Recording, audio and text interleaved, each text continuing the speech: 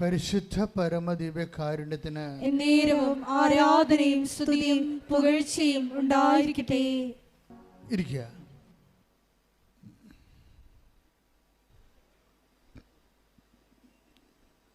പ്രിയപ്പെട്ടവരെ, ഓരോ മനുഷ്യരുടെ ജീവിതത്തിലും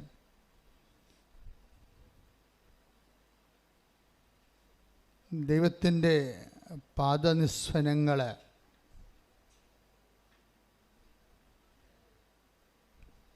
നിശബ്ദതയുടെ ഒരു സ്വരമായിട്ട്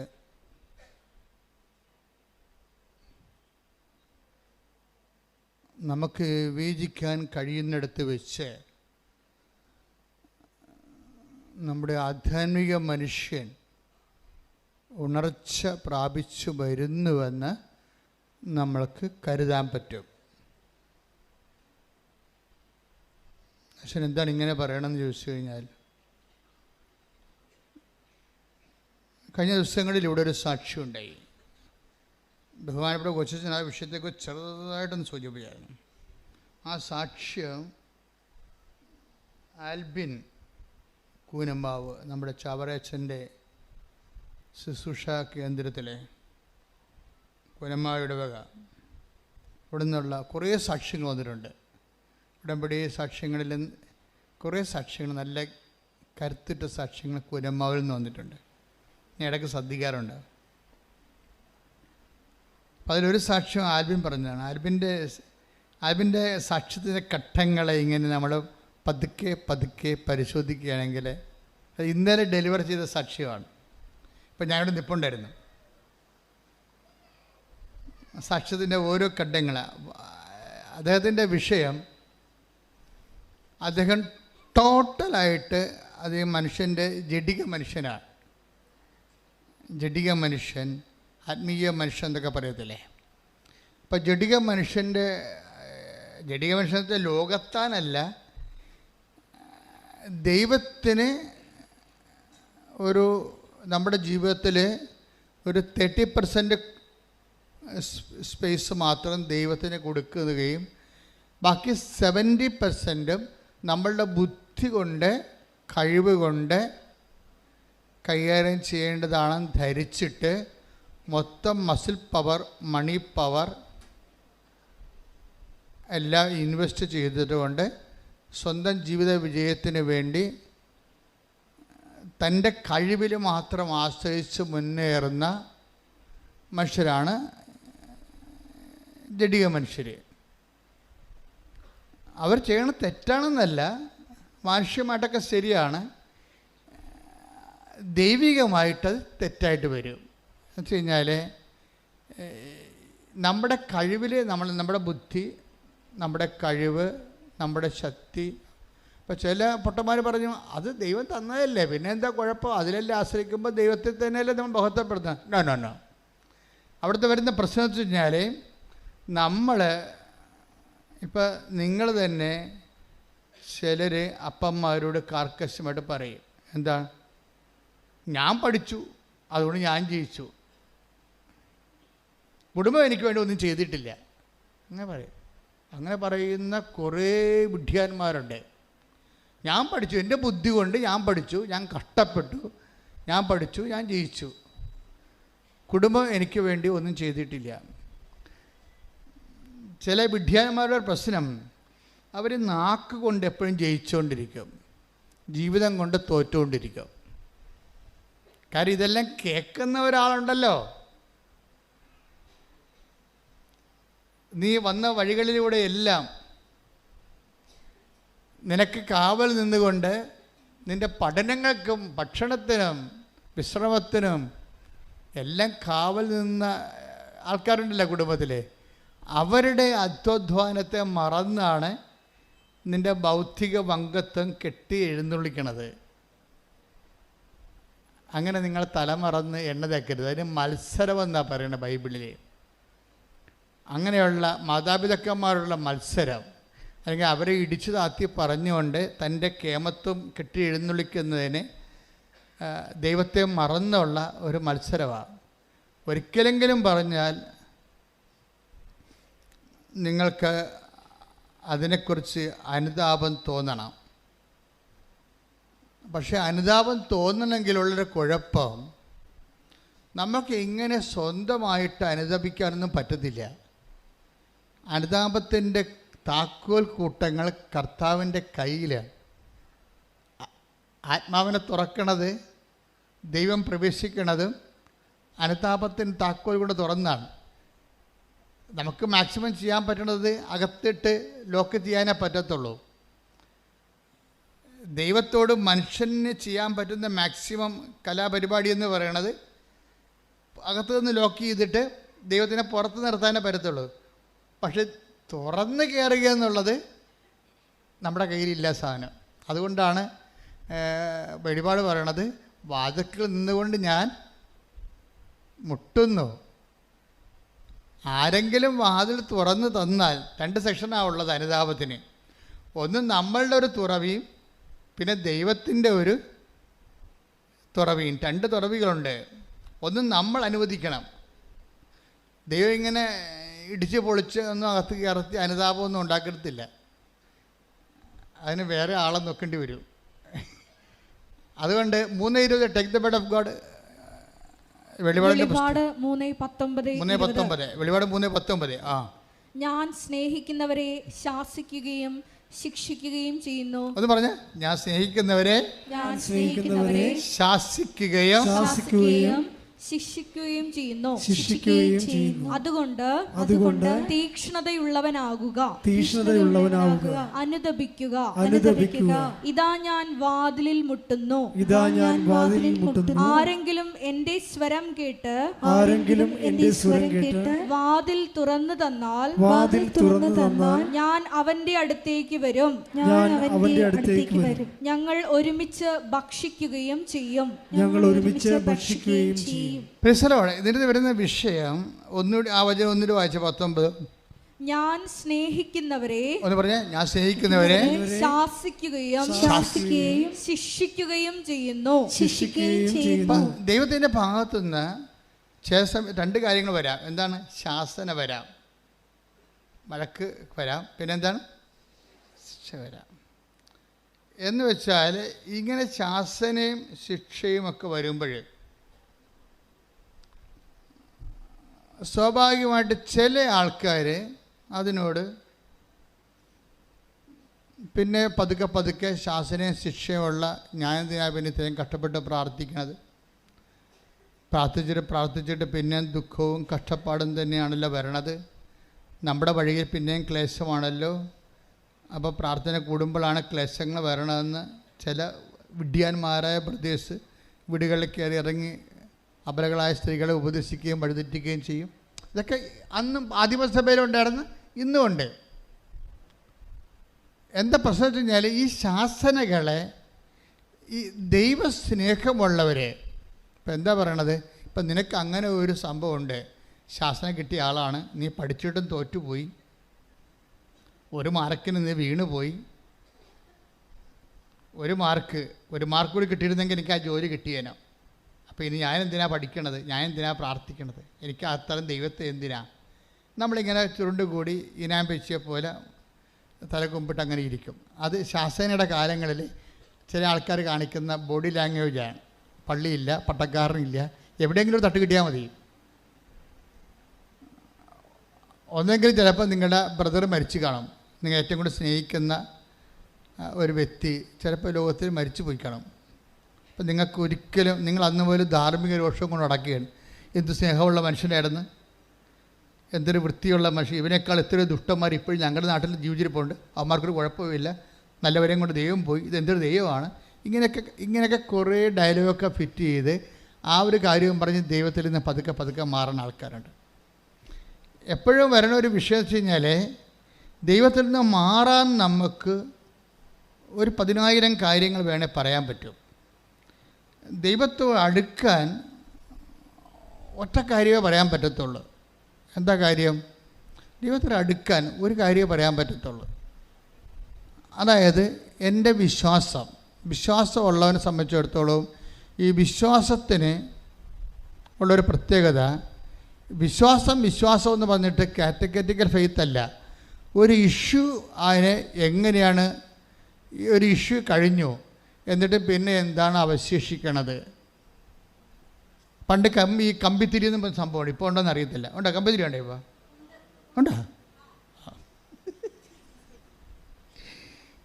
കമ്പിത്തിരിക്കുള്ള കുഴപ്പമെന്ന് വെച്ചാൽ കത്തി ഭയങ്കരമായിട്ട് നക്ഷത്രങ്ങളൊക്കെ ചീറ്റി ഭംഗിയായിട്ട് പോയാലും ആ കമ്പി അവശേഷിക്കും, ഇല്ലേ? ഇപ്പോൾ ഞങ്ങളുടെ കുഞ്ഞുനാളിലൊക്കെ കമ്പി പെറുക്കി കൊണ്ടുപോയി പാലുമുട്ടായി മേടിക്കുമായിരുന്നു. അന്നത്തെ ഒരു കുഞ്ഞുങ്ങളുടെ പരിപാടിയായിരുന്നു. ഈ പെരുന്നാൾ കഴിയുമ്പോൾ പള്ളിമുറ്റത്ത് പോയി കമ്പിത്തിരി പെറുക്കി എടുക്കുക, എന്നിട്ട് അതുകൊണ്ട് ഈ പാലുമുട്ടായിക്കാരൻ ഇങ്ങനെ വലിച്ചാൽ നീളം മിഠായിക്ക് വരുമല്ല ചുറ്റിയിൽ ഒരു ക്ലാറിനറ്റൊക്കെ വായിച്ചുകൊണ്ട് ആൾ വരും. ഇപ്പോഴൊന്നും ഇല്ല. അപ്പോഴേ കത്തിയാലും കമ്പി അവശേഷിക്കും. അതിന് വേണമെങ്കിൽ പിന്നെ നമുക്ക് മരുന്ന് ചുറ്റി കമ്പിത്തിരി ഉണ്ടാക്കാൻ പറ്റും. ഇതുപോലെ കത്തൽ വന്നാലും കമ്പി അവശേഷിക്കും. അതാണ് വിശ്വാസം എന്ന് പറയണത്. ഒരു മരണം ഉണ്ടായി, അല്ലെങ്കിൽ ഒരു അടുപ്പമുള്ള ആൾക്കാർ പോയി, നമ്മൾ കുറച്ച് ദിവസം നിലവിളിച്ചൊക്കെ നടന്ന് പിന്നെ പള്ളിയും വേണ്ട, പ്രാർത്ഥന ഒത്തിരി പ്രാർത്ഥിച്ചിട്ടും ഞാൻ കരഞ്ഞു വിളിച്ച് പ്രാർത്ഥിച്ചിട്ടും ചേട്ടന് തന്നില്ലല്ല, ആ കുഞ്ഞ് മരിച്ചു പോയല്ല എന്നൊക്കെ പോയി നിലയെ വിളിച്ചുകൊണ്ട് നമുക്ക് നഷ്ടപ്പെട്ട മരണങ്ങളിൽ പിന്നീട് വിശ്വാസം കുറഞ്ഞു പോയ ആ മരണത്തിന് ശേഷം, അല്ലെങ്കിൽ ആ ജപ്തി നടപടിക്ക് ശേഷം, അല്ലെങ്കിൽ ആ പരീക്ഷ തോൽവിക്ക് ശേഷം, അല്ലെങ്കിൽ ആ ജോലി നഷ്ടത്തിന് ശേഷം വിശ്വാസം കൂടിയാന്ന് നീ ആത്മശോധന ചെയ്യണം. കുറഞ്ഞെങ്കിൽ ഇനി കാര്യം വിശ്വാസത്തിൻ്റെ ഒരു പ്രത്യേകത എന്ന് വെച്ചാൽ നിൻ്റെ വിശ്വാസത്തിൻ്റെ തോതനുസരിച്ചിട്ട് ദൈവം ഇനിഷ്യേറ്റീവ് എടുത്താൽ മാത്രമേ ഇത് വർക്കൗട്ട് ചെയ്യത്തുള്ളൂ. ദൈവം ഇനിഷ്യേറ്റീവ് ഇപ്പോൾ ഒരിക്കൽ വിശ്വാസം ഡൗൺ ആയി കഴിഞ്ഞാൽ പിന്നെ നിൻ്റെ കാര്യത്തിൽ ദൈവം ഇനിഷ്യേറ്റീവ് എടുക്കണം. ദൈവം ഇനിഷ്യേറ്റീവ് എടുക്കണമെങ്കിൽ ദൈവം പഴയ ഫയൽ എങ്ങനെയുണ്ടെന്ന് നോക്കും, വെറുതെ ഇനിഷ്യേറ്റീവ് എടുക്കത്തില്ല. ഒരാൾ പരീക്ഷയ്ക്ക് തോറ്റു 10ാം ക്ലാസ്സിൽ മാർക്ക് കുറവാണെന്ന് വിചാരിച്ചു. അപ്പോൾ നമ്മൾ +1 ചേരാൻ ചെന്നപ്പോൾ മാർക്ക് കുറവാണ്, ഇവന് ഇവിടെ അഡ്മിഷൻ കൊടുക്കാൻ പറ്റത്തില്ലെന്ന് മാനേജറും പ്രിൻസിപ്പളും ഒറ്റയടിക്ക് പറഞ്ഞു. അപ്പോഴാരെങ്കിലും അധ്യാപകർ നമ്മളോട് അല്പം താപമുള്ളവർ നമ്മളറിയാവുന്ന പറഞ്ഞു, സാറേ അവൻ്റെ സർട്ടിഫിക്കറ്റ് അല്ല, അവൻ്റെ മറ്റ് സർട്ടിഫിക്കറ്റൊക്കെ ഒന്ന് നോക്കിക്കുക, അവൻ്റെ എക്സ്ട്രാ കരിക്കുലറായിട്ടുള്ള അവൻ ജില്ലയിലൊക്കെ കളിക്കാൻ പോയിട്ടുള്ളതാണെന്ന് കേട്ടിട്ടുണ്ട്, സ്പോർട്സിന് പോയിട്ടുള്ളതാണെന്ന് കേട്ടിട്ടുണ്ടത്. അപ്പോൾ ഗ്രേസ് മാർക്കാണ് നോക്കണത്. നമ്മൾ പരീക്ഷയ്ക്ക് തോറ്റിരിക്കുകയാണ്, പക്ഷെ അവൻ അക്കോമഡേറ്റ് ചെയ്യാൻ വേണ്ടി വേറെ ഓപ്ഷൻസ് നോക്കും ദൈവം. അത് ദൈവത്തിൽ നിന്ന് നോക്കണ പരിപാടിയാണ്, മനുഷ്യന് മാത്രമല്ല. ഗ്രേസ് മാർക്ക് ഉണ്ടോയെന്ന് നോക്കും. നമ്മൾ പരീക്ഷയ്ക്ക് നമുക്ക് പഠിക്കാതെ തോറ്റതായിരിക്കും, അല്ലെങ്കിൽ എന്തെങ്കിലും അഭ്യാസത്തിൽ തോറ്റതായിരിക്കും. പക്ഷേ നമുക്കൊരു മേൽക്കൈ വേണമെന്നുണ്ടെങ്കിൽ, നമുക്ക് നിയമപരമായിട്ട് കിട്ടാൻ സാധ്യതയില്ലെങ്കിൽ നമ്മുടെ എക്സ്ട്രാ കരിക്കുലം ഫിഗേഴ്സ് നോക്കും. എന്ന് വെച്ചാൽ ഇതിൻ്റെ ഈ വിഷയത്തിൽ അല്ലാതെ മറ്റ് ഗുണങ്ങൾ എന്തെങ്കിലും നിനക്കുണ്ടോ? എന്താ പറയണം കാര്യത്തിൽ ഈ ആൽബി എന്ന് പറഞ്ഞ ഒരുത്തൻ എന്നുള്ള സാക്ഷ്യം പറഞ്ഞില്ല, അത് അദ്ദേഹത്തിൻ്റെ സാക്ഷ്യമാണ് ഹുസൈൻ പറഞ്ഞത്. ആൽബിയുടെ പ്രശ്നം, ആൽബിക്ക് ഇപ്പോൾ ദൈവമായിട്ട് ഒരു കണക്ഷനും ഇല്ല, ഒറ്റ ജ്വരം മാത്രമേ ഉള്ളൂ. എന്താ ജ്വരം? DRDയിൽ സെൻട്രൽ ഡിഫൻസ് ഡിപ്പാർട്ട്മെൻറ്റിൽ ഒരു ജോലി വേണം, ഒരു ഉദ്യോഗസ്ഥനാകണം. അത് പുള്ളിയുടെ സ്വപ്നമാണ്. അപ്പോൾ വേറെ കുറേ ടെസ്റ്റൊക്കെ പുള്ളി എഴുതുന്നുണ്ട്. പുള്ളിക്ക് ജോലി സെൻട്രൽ ഗവൺമെൻറ് ജോലിക്കൊക്കെ കിട്ടിയതാണ്, പക്ഷേ ആ ജോലിക്ക് ശമ്പളം കുറവാണ്, ആ ജോലിക്ക് പുള്ളിക്ക് ടേസ്റ്റ് ഇല്ല. എങ്കിലും ജോലിക്ക് പോകണമൊക്കെ ഉണ്ട്. അങ്ങനെ പോകുന്നുണ്ടെങ്കിലും പുള്ളിക്കാരൻ ഡിഫൻസ് ഡിപ്പാർട്ട്മെൻറ്റിൽ കയറാൻ വേണ്ടിയാണ് ഈ പഠിത്തം മുഴുവൻ പഠിച്ചു കൂട്ടുന്നത്. ആദ്യത്തെ പഠിത്തം കഴിഞ്ഞ് പരീക്ഷ കഴിഞ്ഞ് പുള്ളി ഒരു റാങ്കിന് താഴെ പോയി. അവിടെ ഭയങ്കര സ്ക്രീനിങ്ങും അല്ലേ, ഒരു റാങ്കിന് താഴെ പോയി. പുള്ളിക്ക് ഭയങ്കര ഡെസ്പായ ആൾ. പിന്നെ അടുത്ത 3 കൊല്ലത്തിൽ ഒരിക്കലും ടെസ്റ്റുള്ളത്. 2016 പുള്ളിക്ക് ടെസ്റ്റ് തുടങ്ങിയതാണ് പുള്ളിക്കാരൻ. ഈ ഡിപ്പാർട്ട്മെൻറ്റിൽ കയറാൻ വേണ്ടി 2016 തുടങ്ങിയതാണ്. 16 കഴിഞ്ഞിട്ട് 19, ആ 16 ടെസ്റ്റ് ഒരു റാങ്കിന് പോയി. പിന്നെ 16 തൊട്ട് 19 വരെ അടുത്ത കോൾ ഫോർ എക്സാം കാത്തിരുന്നുകൊണ്ട് പുള്ളി ട്രൈ ചെയ്തുകൊണ്ടിരിക്കുക. 3 കൊല്ലം പള്ളി പോക്കില്ല, കുടുംബ പ്രാർത്ഥനയില്ല, പഠിത്തത്തോട് പഠിത്തം. അതെല്ലാം പുള്ളി പറയുന്നുണ്ട്, സുന്ദരമായ സാക്ഷ്യമാണ്. അമ്മ പറയടാ ഇന്ന് ഞായറാഴ്ചയാണ്. അപ്പോൾ പറയും എനിക്ക് പഠിക്കാനുണ്ടെന്ന് പറയും. എടാ ഇന്ന് ഞായറാഴ്ചയാണെന്ന് അമ്മയും 3 കൊല്ലം 2016 തൊട്ട് 19 വരെ അമ്മ പറഞ്ഞിട്ടുണ്ട്. അമ്മമാർ പറയുന്നുണ്ടെങ്കിൽ അവർ കേൾക്കുന്നില്ല എന്ന് ചോദിച്ചിട്ട് പറയാണ്ടിരിക്കരുത്. നിങ്ങളുടെ ജോലി പറയുകയെന്ന് മാത്രമാണ്. മനസ്സിലായില്ലേ? അത് നിങ്ങളുടെ കടമയാണത്. പറഞ്ഞില്ല എന്നുണ്ടെങ്കിൽ നിങ്ങൾ അവൻ്റെ വിശ്വാസ തകർച്ചയിൽ നിങ്ങൾക്കും വിശ്വാസ തകർച്ച സംഭവിച്ചു എന്നാവും. അപ്പോൾ അമ്മയും മകനെയും വിശ്വാസ തകർച്ചയാവും. പിന്നെ ദൈവത്തിന് ഇനീഷ്യേറ്റീവ് എടുക്കേണ്ട കാര്യമില്ല. തള്ളയും തീരുമാനമായില്ല, തള്ളയുടെ കാര്യത്തിൽ തീരുമാനമായി. അപ്പോൾ തള്ളമാരൊരിക്കലും വീഴരുത്. മക്കൾ വീണാലും അമ്മമാർ വീഴരുത്. മനസ്സിലായാ? അമ്മമാർ അല്ലെങ്കിൽ ചേച്ചിമാർ അല്ലെങ്കിൽ അനിയത്തിമാർ പെങ്ങന്മാർ ആരാണ് പ്രാർത്ഥിക്കണത്, ഒരാളെ സപ്പോർട്ട് ചെയ്ത് സ്പോൺസർ ചെയ്ത് കുടുംബത്തെ പ്രാർത്ഥിക്കണത്, അല്ലെങ്കിൽ പ്രാർത്ഥനയുടെ ആളായിട്ട് കുടുംബത്തിൽ നിൽക്കണത്, അവർ വീഴരുത്. അതിന് പൗലോസ് അപ്പോസ്തലൻ പറയുന്നത് നിൽക്കുന്നു എന്ന് കരുതുന്നവൻ. Take the word of God. സ്തുതിക്കട്ടെ. ഹല്ലേലൂയ, ഹല്ലേലൂയ, ഹല്ലേലൂയ, ഹല്ലേലൂയ. യേശുവേ നന്ദി. ഹല്ലേലൂയ, ഹല്ലേലൂയ, ഹല്ലേലൂയ.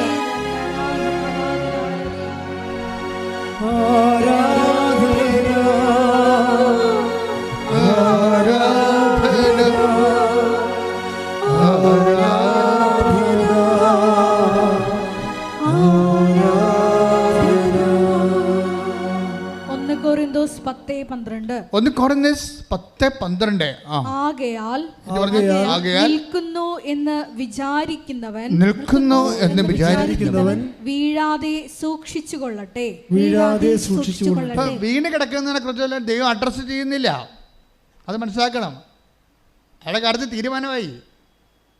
വീണ് കിടക്കുന്നതിന് അഡ്രസ്സ് ചെയ്യുന്നില്ല. അത് നിസ്സാര കാര്യമല്ല. ദൈവം നിൽക്കുന്ന ആളാണ്. ദൈവത്തിൻ്റെ ക്യാമറ ഈ നിൽക്കുന്ന ആളിലേക്കാൻ തിരിയാണ്. വീട് കിടപ്പുണ്ട്, അവൻ ശവമായി പോയി. അവിടെ ഒരുത്തൻ നിപ്പുണ്ട്, അവൻ്റെ അമ്മ സ്പോൺസർ, അവന് വേണ്ടി പ്രാർത്ഥിച്ചുകൊണ്ട് അമ്മ നിപ്പുണ്ട്. ദൈവത്തിൻ്റെ കണ്ണെപ്പോഴും ഈ നിൽക്കുന്ന അമ്മയിലാക്കാണ്. അതിനെന്താ പറയണത്? നീ നിൽക്കുകയാണിപ്പോൾ, പക്ഷെ നിൽക്കുന്നതെന്ന് കരുതുന്ന നീയും വീഴാതെ നോക്കണം എന്ന് പറയും. പ്രാർത്ഥിക്കുക, കർത്താവേ വിശ്വാസത്തിലെ ദൈവസ്നേഹത്തിലെ പ്രത്യാശയിലെ നിൽക്കുന്നുവെന്ന് കരുതുന്ന ഞാൻ വീഴാതിരിക്കുവാൻ അമ്മേ പരിശുദ്ധമ്മേ അമ്മയുടെ പൊൻകരങ്ങളിലെ എന്റെ വിശ്വാസത്തെ താങ്ങി നിർത്തണമേ. എന്റെ വിശ്വാസത്തെ താങ്ങി നിർത്തണമേ. എന്റെ വിശ്വാസത്തെ താങ്ങി നിർത്തണമേ. പരമദിവ്യകാരണത്തിന്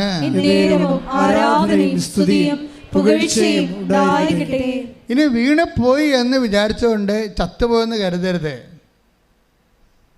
വീണ് പോയവന് നീ നിന്റെ പഴയ ഫയലിൽ എക്സ്ട്രാ കരിക്കുലം എല്ലാം ഉണ്ടെങ്കിൽ ദൈവത്തിന് ഒരു കരുണ തോന്നാൻ സാധ്യതയുണ്ട്. വീണ് പോയാൽ അവിടെ കിടന്ന് ചത്തുപോകണമെന്ന് നീ വിചാരിക്കരുത്. വീണ് പോയെങ്കിൽ ഇപ്പം ആൽബിൻ്റെ കാര്യം എന്താ? ആൽബിന് വീണ്ടും അവൻ 2019 പരീക്ഷ എഴുതും. 3 കൊല്ലം പഠിച്ച് ദൈവത്തെ മറന്ന് സ്വന്തം ബുദ്ധിയിൽ സ്വന്തം കഴിവിൽ ആശ്രയിച്ചുകൊണ്ട് കുടുംബ പ്രാർത്ഥനയില്ല, കുമ്പസാരമില്ല, കുർബാനയില്ല, ഇതൊന്നുമില്ലാതെ പഠനം തന്നെ എടുത്തിട്ട് 2019 6 കൊല്ലം ദൈവമില്ലാത്തൊരു ജീവിതം ഇല്ലേ? 2019 പോയി പരീക്ഷ എഴുതും. 16 തോറ്റു, 19 ഒരു റാങ്കിന് തോറ്റു. അപ്പോൾ പുള്ളിക്കാരൻ പറയണത് എനിക്ക് ഡെലീരിയമായി പോയെന്നാണ് പറയണത്. പനി ബാധിച്ചിട്ട് ഡിപ്രഷൻ കയറി ബോധം പോയി. ഞാൻ പിന്നെ മുറി അടച്ചിട്ട് ഭ്രാന്തായിട്ട് അകത്തിരിക്കുകയാണെന്ന്. ആ പ്രശ്നത്താ നമ്മൾ ദൈവത്തിൻ്റെ ദൈവിക കൃപ കുറയുന്ന അനുസരിച്ച് കൊണ്ട് മസിൽ പവറിലും മണി പവറിലും സ്വന്തം കഴിവ് ആശ്രയിച്ച് മാത്രം പരാജയം വാങ്ങിക്കുമ്പോൾ നമ്മൾ ഡിപ്രസ്ഡായി പോയി കഴിഞ്ഞാൽ പരാജയപ്രശ്നം നമ്മളെ താങ്ങാൻ ആരുമില്ല. ഇവന് ഡിപ്രഷനായി. അപ്പോൾ അവൻ പറയും എനിക്കൊരു സൈക്കോളജിസ്റ്റിനെ കാണുന്ന മണ്ണാൻ കേട്ടോ. അങ്ങനെയാണ് സംഭവം. ഈ നശിച്ചവന് എല്ലാം ഇതുപോലെയുള്ള ചിന്ത വരത്തുള്ളൂ. സൈക്കോളജിസ്റ്റ് മോശമാണെന്ന് പറഞ്ഞില്ല, കാരണം അവൻ്റെ പ്രശ്നം സൈക്കോളജിസ്റ്റിനെ കാണുന്നതല്ല പ്രശ്നം തീരണത്. അതാണ് വിഷയം. സൈക്കോളജിസ്റ്റും കൗൺസിലിംഗ് നല്ലതായിരിക്കും, പക്ഷെ അവൻ്റെ വിഷയത്തിൽ ഹീൽ ചെയ്യാൻ അവനെ തൽക്കാലം ഡിപ്രഷനിൽ നിന്നൊന്ന് ഉയർത്തിയെടുത്താം. പക്ഷെ അവൻ്റെ പ്രശ്നം അതല്ലല്ലോ, അവൻ്റെ ജീവിതം വീണ്ടെടുക്കുകയല്ലേ. നമ്മുടെ മാനസിക നില വീണ്ടെടുക്കുന്നത് may be it is a good thing. പക്ഷെ അവൻ്റെ പ്രശ്നം അതല്ല, അവൻ്റെ ജീവിതം വീണ്ടെടുക്കണം. ഇപ്പം അവൻ സംസാരിക്കുന്നില്ല ആരോടും, ഡിപ്രസ്ഡ് ആയിട്ട് മുറിയും പൂട്ടി അകത്തിരിക്കുകയാണ്. ആരെന്നെ രക്ഷിക്കുമെന്ന് വിചാരിച്ചുകൊണ്ടിരിക്കുകയാണ്. ഈ എല്ലാവരുടെ ജീവിതത്തിലുണ്ടാകും ആര് എന്നെ രക്ഷിക്കുമെന്ന്, ആരെന്നെ രക്ഷിക്കും. അപ്പോൾ നമ്മൾ പല കാര്യം പറയും. സൂപ്പർ സ്പെഷ്യാലിറ്റി ആശുപത്രിയിൽ പോകാം, അല്ലെങ്കിൽ ജ്യോത്സ്യൻ്റെ അടുത്ത് പോകാം, അല്ലെങ്കിൽ ഇങ്ങനെ ഓരോ കാര്യം നമുക്ക് പറയാം. കാര്യം മനുഷ്യൻ്റെ ജീവിതത്തിൽ ഇന്നല്ലെങ്കിൽ നാളെ അവൻ ചോദിക്കണ ഒരു ചോദ്യമാണ്, ആരെന്നെ രക്ഷിക്കും? Take the word of God. ശ്രദ്ധിക്കട്ടെ. ഹല്ലേലൂയ. റോമ 7:24. റോമ 7:24. ഞാൻ ദുർഭകനായ മനുഷ്യൻ. പ്രൈസ് ദി ലോർഡ് എന്ന് പറഞ്ഞാൽ ഞാൻ ദുർഭകനായ മനുഷ്യൻ. ഇതാണ് ദുർഭകനായ മനുഷ്യൻ. എന്താ കാര്യം? 2016 എഴുതി, തോറ്റു, ഒരു റാങ്കിന് തോറ്റു. വീണ്ടും 3 കൊല്ലം ദൈവത്തെ മറന്നുകൊണ്ട് ജീവിച്ചു, പഠിച്ചു, പരീക്ഷ സ്വന്തം കഴിവിൽ ആശ്രയിച്ചു പരീക്ഷ എഴുതി. വീണ്ടും 2019 തോറ്റു, ഡിപ്രഷനായി, മുറിയടച്ചിട്ടു, മിണ്ടാണ്ട് അവിടെ ഇരിപ്പാണ്. എന്നെ ആര് രക്ഷിക്കും? ഞാൻ ദുർഭകനായ മനുഷ്യ. പറഞ്ഞേ, മരണത്തിന് അധീനമായ ഈ ശരീരത്തിൽ നിന്ന് എന്നെ ആര് മോചിപ്പിക്കും? അപ്പൊ ഇന്നല്ലെങ്കിൽ നാളെ നമ്മുടെ ജീവിതത്തിലെ മരണത്തിന് അധീനമായ ഈ ഡിപ്രസീവ് സ്റ്റേറ്റിൽ നിന്ന്, ഈ തകർച്ചയിൽ നിന്ന് ആരെന്നെ മോചിപ്പിക്കും എന്ന് ചോദിക്കാത്തവരാരുമില്ല. ആരെന്നെ മോചിപ്പിക്കുമെന്ന് ചോദിച്ചാൽ ലോകത്തിലെ ഒരു പുസ്തകം മാത്രമേ മറുപടി. അതാണ് ജീവിതത്തിൽ ജപ്തി ആയാലും, ബിസിനസ് തകർച്ചയായാലും, പരീക്ഷ തകർച്ചയായാലും, ആരോഗ്യ തകർച്ചയായാലും ചില സമയത്ത് തകർന്നു പോകാം. അവിടെ കിടന്നുകൊണ്ട് അവൻ ചോദിക്കുന്ന ചോദ്യമാണ്, എന്താണ്? ആരെന്നെ മോചിപ്പിക്കും? ആരെന്നെ മോചിപ്പിക്കുമെന്ന് മനുഷ്യരാശിയുടെ ഒപ്പം പക്ഷം നിന്നുകൊണ്ട് ചോദിക്കുന്ന പുസ്തകമാണ് ബൈബിൾ. ആരെന്നെ മോചിപ്പിക്കുമെന്ന് നിങ്ങൾക്ക് വേണ്ടി ചോദിക്കുകയാണ് ബൈബിൾ. ബൈബിളിനൊരു കയ്യടി കൊടുത്തേ. ശ്രദ്ധിക്കട്ടെ. ഹല്ലേലൂയ, ഹല്ലേലൂയ, ഹല്ലേലൂയ, ഹല്ലേലൂയ, ഹല്ലേലൂയ. ശ്രദ്ധിക്കട്ടെ. ഹല്ലേലൂയ, ഹല്ലേലൂയ, ഹല്ലേലൂയ, ഹല്ലേലൂയ. ഞങ്ങളുടെ എല്ലാ ആവലാദികൾക്കും ചോദ്യങ്ങൾക്കുമുള്ള ഉത്തരം ഞങ്ങൾക്ക് തരുന്നത് നന്ദി പറയുന്നു. ഹല്ലേലൂയ, ഹല്ലേലൂയ. മഹത്വം, മഹത്വം.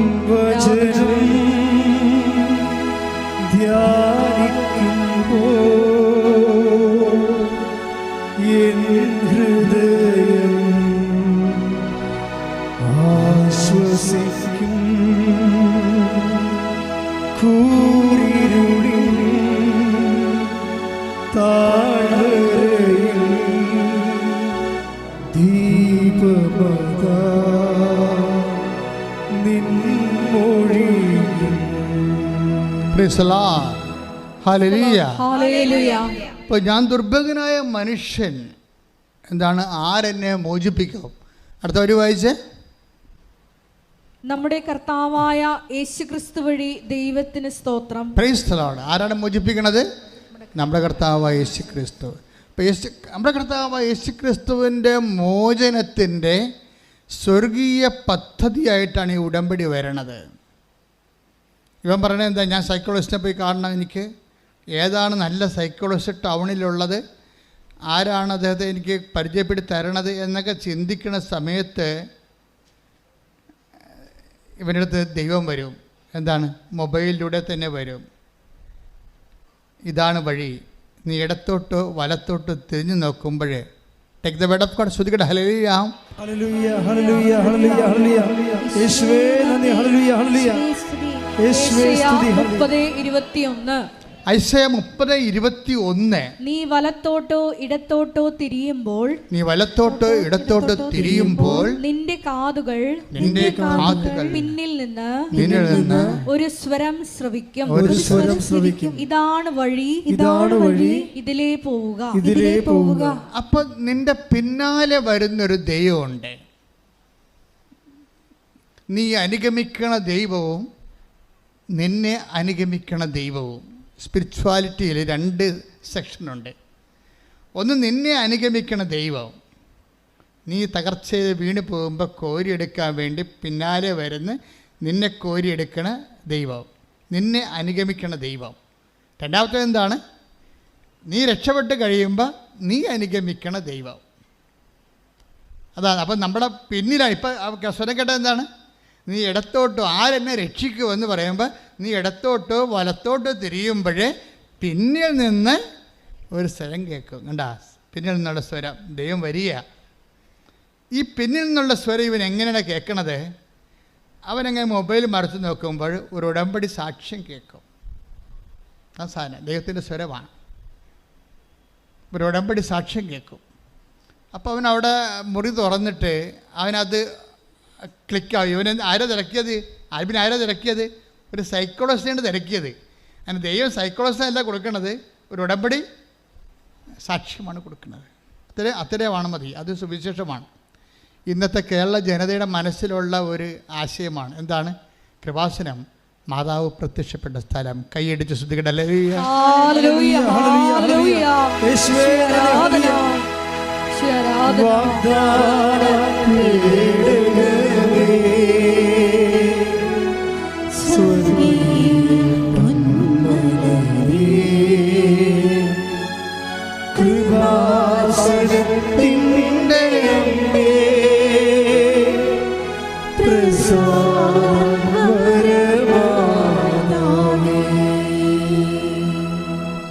അത്രയും മാത്രം. This is the primary first hand knowledge.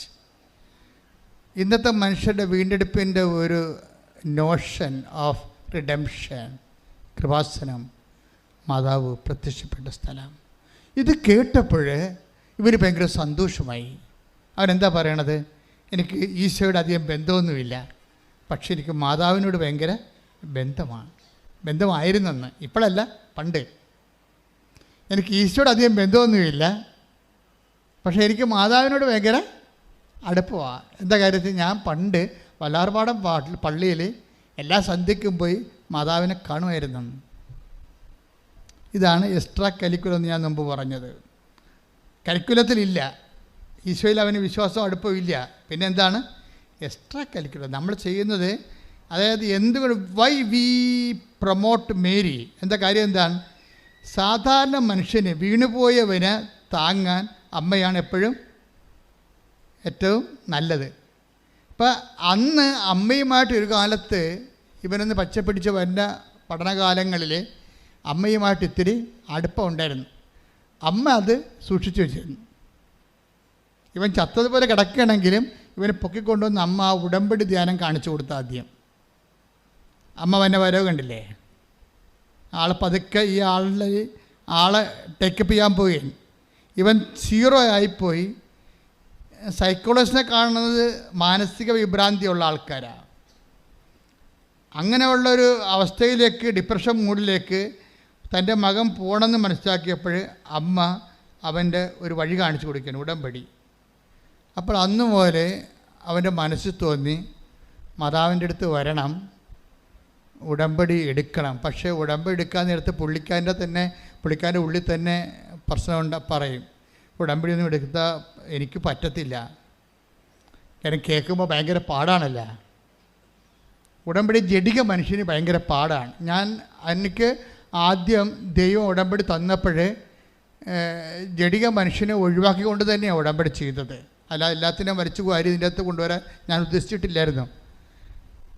ദൈവത്തിൽ നിന്ന് അല്പമെങ്കിലും തീപ്പൊരിയുള്ളവൻ ഊതിക്കത്തിച്ച കത്തണ കക്ഷികൾക്ക് മാത്രമാണ് ഉടമ്പടി അന്നും ഇന്നും സംലഭ്യമായിരിക്കുന്നത്. എന്ന് വെച്ചാൽ കൈനനയാതെ, ദൈവത്തിന് വേണ്ടി ജീവിക്കാതെ, ദൈവത്തിൻ്റെ സാക്ഷിയാകാതെ സത്യസന്ധമായ ദൈവത്തെ സ്നേഹിക്കാത്ത ഒരു മനുഷ്യനും ഈ സ്വർഗീയ അവകാശത്തെ പങ്കാളികളാകരുത് എന്നുള്ള ബോധമാണ് അമ്മ എനിക്ക് ഈ ഉടമ്പടി പുസ്തകം എഴുതുമ്പോൾ തന്നുകൊണ്ടിരുന്നത്. അതുകൊണ്ട് ഭയങ്കരമായ രീതിയിൽ എക്സ്ട്രാ ആയിട്ടുള്ള ബേഡൻസ് വെച്ചിട്ടുണ്ട്. എന്താണ്? കൃപാസനം പത്രം കൊണ്ട് നടന്ന് കൊടുക്കണം, മഴയത്തും വെയിലത്തും. പോരെ പരിപാടി. നാണം കട ഇതിനേക്കാൾ വലിയ കാര്യം എന്നുണ്ട്. ഒരു മനുഷ്യൻ നാണവും മാനവും ഉള്ളവനാണ്. അവനെക്കുറിച്ച് തന്നെ ആവശ്യമില്ലാത്ത അതിബോധ്യങ്ങളുണ്ടെങ്കിൽ അവന് ഉടമ്പടിയിൽ പങ്ക് ഉണ്ടാകരുതെന്ന രീതിയിൽ തന്നെ ഇത് ചെയ്തിരിക്കണത്. അല്ല വഴിയെ പോയുള്ളവന് കയറി ഇതിൻ്റെ അകത്ത് പണിയാനൊന്നും പറ്റത്തില്ല. അതായത് ദൈവത്തോട് അല്പമെങ്കിലും അടുപ്പമുള്ളവനെ, ദൈവത്തിന് വേണ്ടി ജീവിക്കാൻ വേണ്ടി മാത്രം ദൈവസ്നേഹം ഇപ്പോഴും അവശേഷിച്ചിരിക്കുന്നവനെ രക്ഷപ്പെടാനുള്ള മാർഗമായിട്ടാണ് ദൈവം ആദ്യം ഉടമ്പടി തന്നത്. അതുകൊണ്ട് തന്നെ രോഗികളെ പോയി കാണണം. അപ്പോൾ അവൻ രോഗികളെയും കാണണം. അതിന് ഏത് രോഗികളെ കാണാനാണ്? രോഗികളെ ഞാനെങ്ങനെ കാണും? വീട്ടിൽ തന്നെ രോഗമുണ്ടെങ്കിൽ അവന് ഭയങ്കര പ്രയാസമാണ് ഈ രോഗികളുടെ അടുക്കണത്. സുഖപ്പെട്ട് വരട്ടെ എന്നുള്ള രീതിയിലല്ലാതെ അവരെ പരിചരിക്കുക, അവരോട് ചോദിക്കുക. നമുക്കറിയാമല്ലോ രോഗമൊക്കെ വന്നു കഴിഞ്ഞാൽ ഉള്ള അവസ്ഥ നമുക്കറിയാമല്ലോ. നല്ല വീട്ടിലെ ക്ഷമ, സഹനം, കരുണ, നന്മയൊക്കെ ഒന്നും ഇല്ലാത്ത വീട്ടിൽ ഒരു രോഗി ഉണ്ടെങ്കിൽ ആ രോഗിയുടെ വിഷമങ്ങൾ ഇരട്ടിക്കുള്ളൂ ശരിക്കും. കാര്യം നമ്മളിങ്ങനെ അവരുടെ പുതപ്പൊക്കെ കറക്റ്റ് ചെയ്തേച്ചൊക്കെ ഇരിക്കുമ്പോൾ ഇരുന്നേച്ചും പുതപ്പൊക്കെ കറക്റ്റ് ചെയ്ത് മൂത്രമൊക്കെ കഴുകിയൊക്കെ മാറ്റിയിട്ട് വീഴുമ്പോഴാണ് നമ്മൾ പിന്നെ തിരിച്ചു വരുമ്പോൾ പിന്നെ വയറ്റിൽ നിന്ന് പോയി കിടക്കണം കാണാം. അത് പിന്നെ ഒരു കണക്കിന് റബ്ബർ ഷീറ്റ് ഇട്ടുവെച്ചും നമ്മൾ ആ തോർത്ത് കൊണ്ടുപോയി വാഷ്റൂമിൽ ഇട്ടുവെച്ചും ഈ പണ്ടാരത്തിന് ചാകാൻ പാടില്ല എന്ന് ഒരു പ്രാവശ്യമെങ്കിലും മനസ്സിൽ ഓർക്കാതെ ഒരു രോഗി മരിക്കുന്നില്ല എന്നുള്ളതാണ് കുടുംബങ്ങളുടെ അവസ്ഥ. പക്ഷേ ഈ രോഗിയുടെ വിശുദ്ധീകരണമല്ല ഉദ്ദേശിച്ച ദൈവം. ഈ രോഗിയെ നോക്കാൻ വേണ്ടി ഒരാളവിടെ നിർത്തിയിട്ടുണ്ട്. ഈ ക്ലാവ് പിടിച്ച ക്രിസ്ത്യാനിയെ, അവൻ എന്ത് ജാതിപ്പെട്ടവനായാലും, ക്രിസ്ത്യാനി എന്ന് പറയുന്നത് ആരാ? ക്രിസ്തുവിന് വേണ്ടി. അവൻ ചിലപ്പോൾ മാധവനെന്ന കാർത്തികെന്നൊക്കെയും പേര്, പക്ഷെ ദൈവത്തിൻ്റെ ഉള്ളിൽ അവൻ ക്രിസ്ത്യാനിയായിരിക്കും, ദൈവത്തോട് വിശ്വാസമുള്ള ആളായിരിക്കും. അവരുടെ ഉള്ളിൽ വല്ല ക്ലാവ വല്ലതും ആത്മാവിനുണ്ടെങ്കിൽ ദൈവം തേച്ച് മിനുക്കി വെളുപ്പിക്കണ കാലമാണ് ഈ രോഗികളൊക്കെ വീട്ടിൽ കിടക്കണ കാലം എന്ന് പറഞ്ഞാൽ.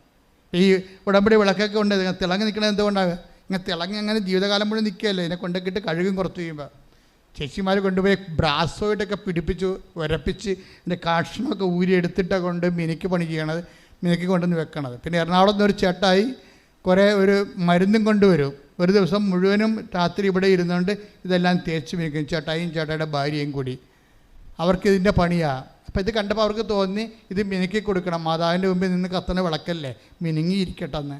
അപ്പോൾ ദൈവത്തിൻ്റെ മുമ്പിൽ കത്തണ വിളക്കാണ് നമ്മൾ മിനുങ്ങിയിരിക്കാൻ വേണ്ടി നമ്മളുടെ സ്വാർത്ഥതയുടെ, നമ്മളുടെ വൈരാഗ്യത്തിൻ്റെ, നമ്മളുടെ അങ്ങനെയുള്ള ക്ലാവുകൾ ദൈവം കഴുകിക്കളയണത് കുമ്പസാരത്തിലൂടെ അല്ല, മറിച്ച് ഒരു രോഗിനെ വീട്ടിൽ തന്നുകൊണ്ടാണ്. ഒരു രോഗിനെ വീട്ടിൽ തരുമ്പോൾ നിനക്കറിയാമല്ലോ, ഒന്നാമത്തേൽ നിനക്ക് മര്യാദയ്ക്ക് രുചിയുള്ള ഭക്ഷണം കഴിക്കാൻ പറ്റത്തില്ല. എന്താ കാര്യം? രോഗിക്കുള്ള ഭക്ഷണങ്ങൾ പല വ്യത്യാസമുള്ള ഭക്ഷണങ്ങളായിരിക്കും. പിന്നെ എന്താ പ്രശ്നം വെച്ച് കഴിഞ്ഞാൽ ആ രോഗിയുടെ മരുന്നും മണവും ഒക്കെ ആയത് കാരണം നിനക്ക് ആ രോഗി കിടക്കുന്ന മുറി കയറിക്കഴിഞ്ഞാൽ നിനക്ക് ഭക്ഷണം കഴിക്കാൻ പറ്റത്തില്ല.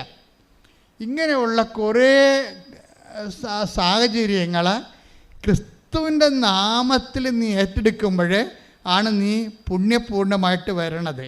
മനസ്സിലായില്ലേ? പണിയാണേ, നിസ്സാരമല്ല. കൃപയുടെ വഴികൾ അങ്ങനെയാണ് വെച്ചിരിക്കണത്. അല്ലാതെ ആരും ഇങ്ങനെ കൈ നനയാതെ മീൻ പിടിക്കാമെന്ന് വിചാരിക്കരുത്. കാര്യം ദൈവം അങ്ങനെ ചെയ്തിട്ടില്ല. കുരിശുരൂപം കാണുമ്പോൾ അറിയാൻ പറ്റും എന്താണ്.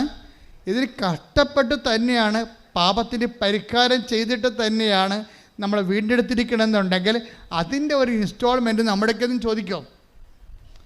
കർത്താവ് എനിക്ക് വേണ്ടി തൂങ്ങി മരിച്ച് കഷ്ടപ്പെട്ട് പങ്കപ്പാട് അനുഭവിച്ചല്ല എന്നിങ്ങോട്ട് എൻ്റെ ഓഹരി തരാൻ പറഞ്ഞാൽ പറയും, നീ അത് പേയ്മെൻറ്റ് ചെയ്യാൻ പറയും, നിൻ്റെ പേയ്മെൻറ്റ് വെക്കാൻ പറയും, നിൻ്റെ പേയ്മെൻറ്റ്. അതുകൊണ്ട് തന്നെ നമ്മളുടെ ഓരോ ശുശ്രൂഷകളും കർത്താവിൻ്റെ നാമത്തിലായിരിക്കണം.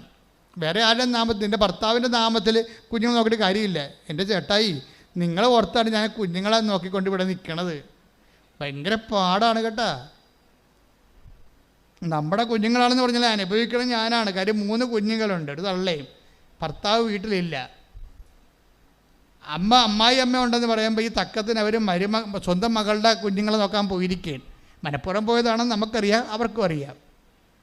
പക്ഷെ അവർക്ക് പോകാതിരിക്കാൻ പറ്റത്തില്ല. അവർക്കിടെ കുഞ്ഞുങ്ങൾക്ക് പോയി നോക്കേണ്ടത് ഇവർക്കൊരു പണി കൊടുക്കാൻ വേണ്ടി അവരുടെ മനസ്സിലുള്ള ചിന്ത. ഇങ്ങനെ അഴുക്ക് പിടിച്ച ചിന്തകളുമായിട്ട് ജീവിക്കണ അമ്മായിയമ്മമാരും ഉണ്ട്, മരുമക്കളുണ്ട്. അമ്മാമ്മയൊക്കെ ക്ഷീണമായിട്ട് കിടക്കുമ്പോൾ തന്നെ വീട്ടിൽ അതൊക്കെ ഇവിടെ നിന്നാൽ ഇവരെയും കൊണ്ട് ആശുപത്രിയിൽ പോകേണ്ടി വരുമെന്ന് ചോദിച്ചാൽ മരുമക്കൾ കിട്ടിയ വണ്ടിക്ക് ഓട്ടോറിക്ഷയ്ക്ക് വീട്ടിൽ പോകണം മക്കളുണ്ട്. പിന്നെ 2 ആഴ്ച കഴിഞ്ഞ് ചിലപ്പോൾ 2 ആഴ്ച കഴിഞ്ഞാൽ വരത്ത് വിളിച്ച് ചോദിക്കും, ചത്താ കവി ചത്താ എന്നൊക്കെ ചോദിക്കും. ഈ ആൾക്കാർ ഉടമ്പടി എടുത്താൽ ചീറ്റിപ്പോകാൻ സാധ്യതയുണ്ട്. ഉടമ്പടി എടുത്ത കാര്യം നമ്മുടെ മനസ്സ് ഉടമ്പടി എന്ന് പറയുന്നത് ദൈവവുമായിട്ടുള്ള ഉടമ്പടിയാണ്. ആ ഉടമ്പടിയിൽ വ്യക്തികൾ എപ്പോഴും ദൈവ സ്വഭാവം ക്രമേണ പ്രാപിച്ചുകൊണ്ടിരിക്കാൻ ഉള്ള സംവിധാനങ്ങൾ പ്രയോജനപ്പെടുത്താൻ, അല്ല ഒടിച്ചോടിയിട്ട് കാര്യമൊന്നുമില്ല.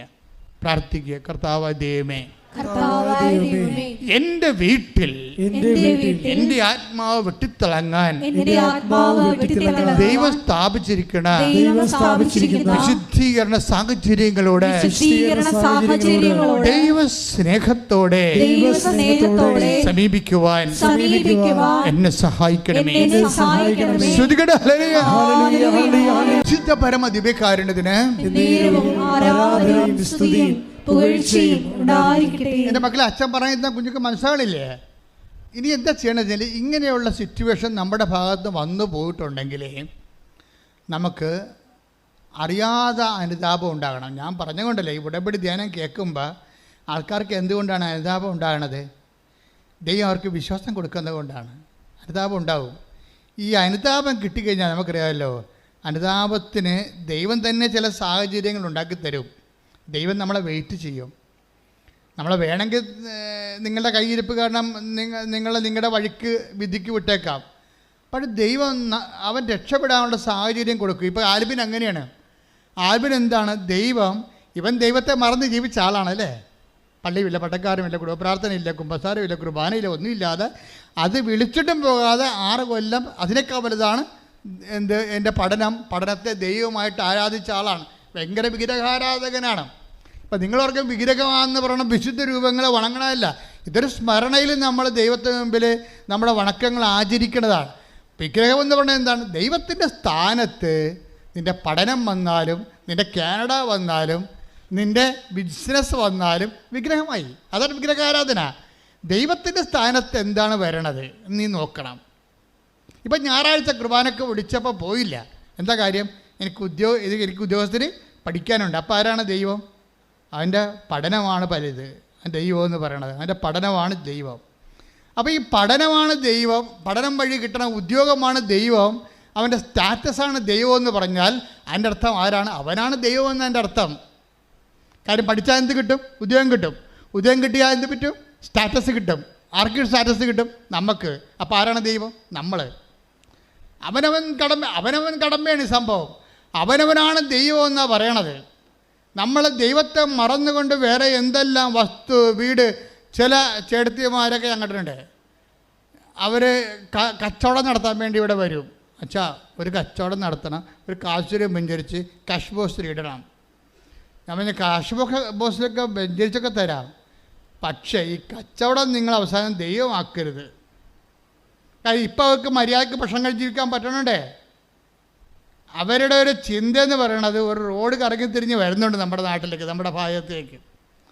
അപ്പം നമ്മൾ കച്ചവടം കിട്ടില്ലെങ്കിൽ എലിസിക്കുട്ടി നേരത്തെ പോയി കച്ചവടം വെച്ച് പാസ്സാക്കി നാട്ടുകാരെല്ലാം ഉള്ളിയും മുളകും പുളിയൊക്കെ മേടിക്കാൻ വേണ്ടി അവിടെ ചെല്ലും. അവിടെ പറ്റുപടി തുടങ്ങിക്കഴിഞ്ഞാൽ പിന്നെ ഒരു പൂച്ചക്കളി ഇവിടെ വരത്തില്ല. അതുകൊണ്ട് നമ്മൾ നേരത്തെ ഓടുന്ന പട്ടിക്ക് ഒരു നേരം നേരത്തെ എറിഞ്ഞു കഴിഞ്ഞാൽ സ്വാഭാവികമായിട്ടും അവളേക്കാൾ 10 പൈസ കൂടുതൽ നമുക്ക് ഉണ്ടാക്കാൻ വേണ്ടെന്നും കടമിടണ്ടെന്നും അല്ല അച്ഛൻ പറഞ്ഞത്. അച്ഛൻ പറഞ്ഞതിൻ്റെ കാരണം ഇത്രയേ ഉള്ളൂ. നാളെ എൽസിക്കുട്ടിക്ക് വേണ്ടി പണി കൊടുക്കാൻ വേണ്ടി ഞായറാഴ്ച മുടക്കിക്കൊണ്ട് കടയും തുറന്നുകൊണ്ടിരിക്കുന്നതല്ലേ പറയണത്. മനസ്സിലായില്ലേ? ഒത്തിരി കടക്കാർ നശിച്ചു പോയതിൻ്റെ കാരണം, ഒത്തിരി പശുക്കൾക്ക് രോഗം വന്ന് ചത്തുപോയതിൻ്റെ കാരണം ഈ പാല് കറക്കാനും കറവെടുക്കാനും കുഞ്ഞുങ്ങളെ തീറ്റാനും കുഞ്ഞുങ്ങളെ കൊണ്ട് കെട്ടാനും വേണ്ടി കൃപാനെ നിങ്ങൾ ഈട് വെച്ച് കൊടുത്തു എന്നാണ് എൻ്റെ അർത്ഥം. അവർ തിരിച്ചു വരാൻ വേണ്ടി നോൻപ് കാലത്ത് കർത്താവ് ആഗ്രഹിക്കുന്നുണ്ട്. തിരിച്ചു വരട്ടെ. ശ്രുതികട്ടെ. ഹല്ലേലൂയ. ഹല്ലേലൂയ, ഹല്ലേലൂയ, ഹല്ലേലൂയ.